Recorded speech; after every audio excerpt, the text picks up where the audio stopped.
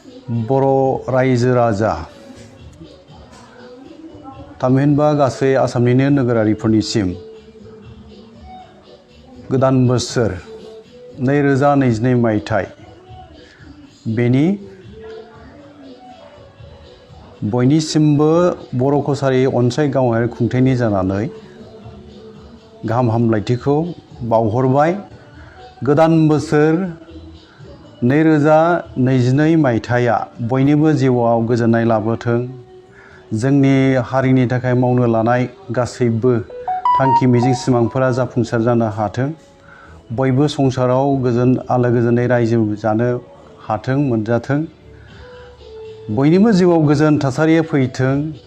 बे मिजिंजों गासैबो बर' रायजो राजा आरो आसामनि गासै हारि माहारि बयनिसिमबो आरोबाव खेबसे खरगंलायै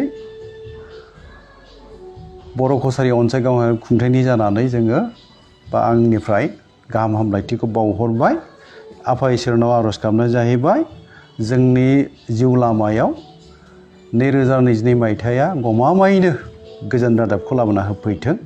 बेखौनो आङो आर'ज गाबबाय आरो रायजो राजानिसिम गाहाम हामलायथि बावहरनायनि आंनि बे दायनिसो रादाबखौ बावनो फोजोबबाय। गोजोन्थों।